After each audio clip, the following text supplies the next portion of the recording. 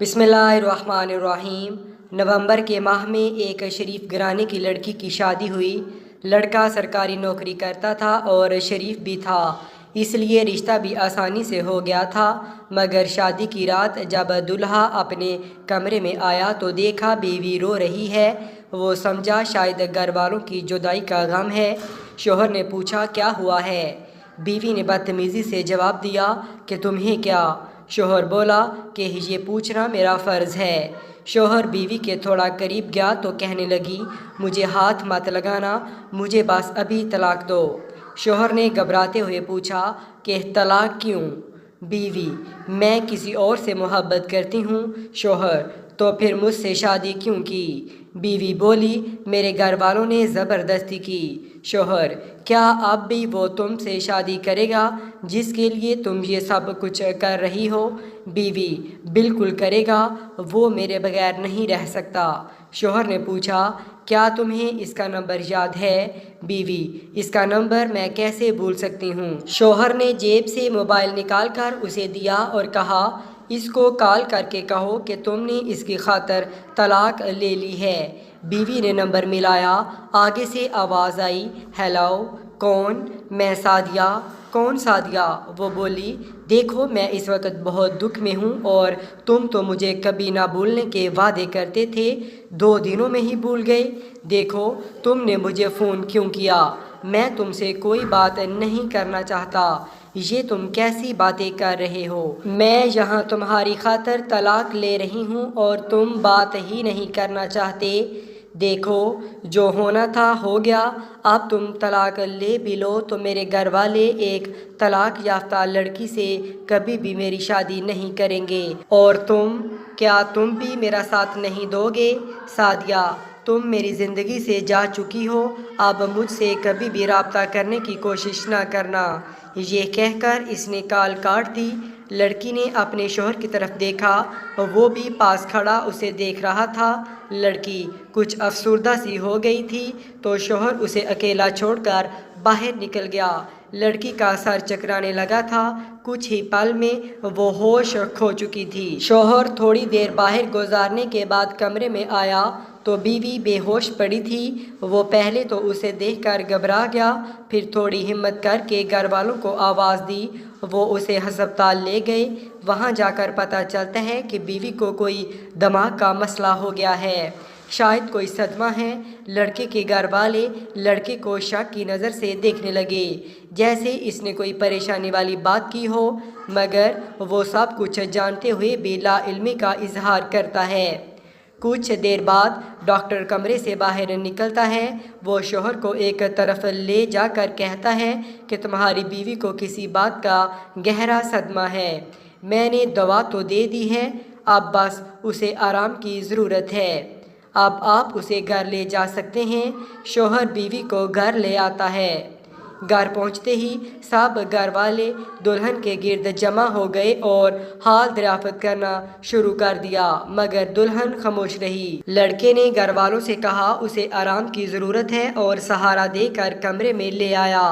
अंदर जाकर वो इसके कान के करीब मुंह ले जाकर सरगोशी के अंदाज में पूछता है, अब तबीयत कैसी है। जी ठीक है, आहिस्ता आवाज़ में जवाब आता है। थोड़ी देर की खामोशी के बाद दुल्हन कहती है, मैंने रात को आपसे गलत लहजे में बात की, इसके लिए मुझे माफ़ कर दें। शोहर, अरे माफ़ किया, तुम दिमाग पर ज़्यादा ज़ोर ना दो।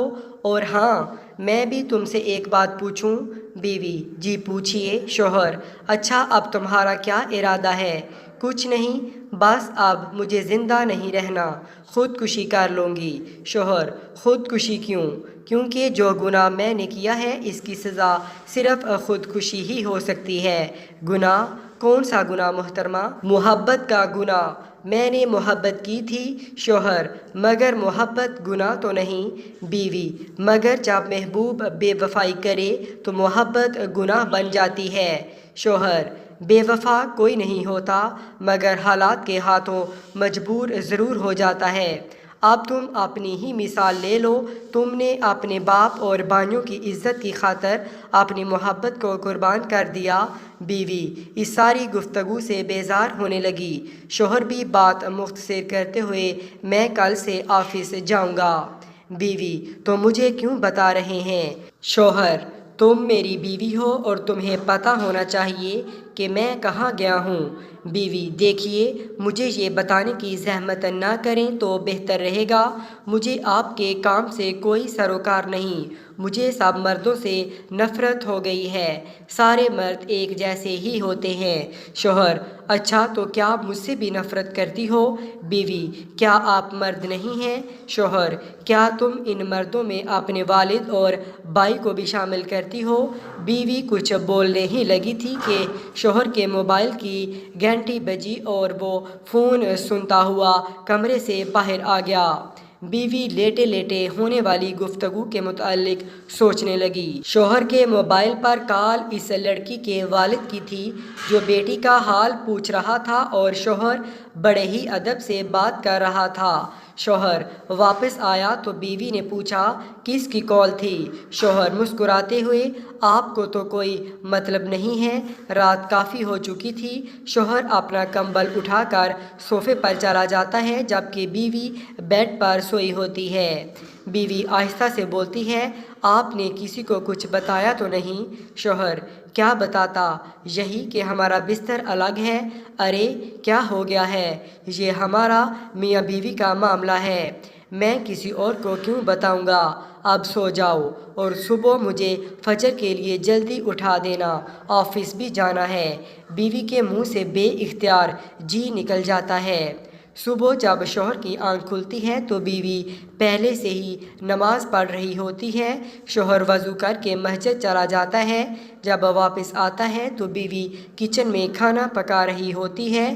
شوہر حیران ہوتا ہے کہ یہ کیسے اچانک سدھر گئی ہے۔ تھوڑی دیر میں وہ ناشتہ لے کر آتی ہے اور شوہر سے بولتی ہے میں آپ سے کچھ کہنا چاہتی ہوں۔ جی بولیے، شوہر نے خود کو سنجیدہ ظاہر کرتے ہوئے کہا۔ وہ میں بہت ہی بری ہوں نا؟ جی نہیں، آپ تو بہت اچھی ہیں۔ بیوی دراصل میں ایک غلط لڑکی ہوں، میں نے کسی غیر سے محبت کی، آپ کے گھر والوں کے سامنے آپ کو پریشان کیا، مجھے لگتا ہے آپ مجھ جیسی لڑکی کو کبھی قبول نہیں کریں گے، اگر آپ مجھے معاف کر دیں تو۔ ارے کیا ہو گیا ہے تمہیں، تم میری عزت ہو، میں نے تم سے نکاح کیا ہے، جو غلطی تم سے ہوئی اس کی تم نے معافی مانگ لی اور میں نے بھی معاف کر دیا۔ میں جانتا ہوں کہ ایک طلاق یافتہ لڑکی کو اس معاشرے میں کس نظر سے دیکھا جاتا ہے۔ یہ سن کر بیوی روتے ہوئے بے اختیار شوہر سے لپٹ گئی اور زندگی بھر اس کا ساتھ نبھانے کا وعدہ کر لیا، کیونکہ وہ جان گئی تھی کہ اس کی قسمت میں ایک بہترین مرد لکھا ہے۔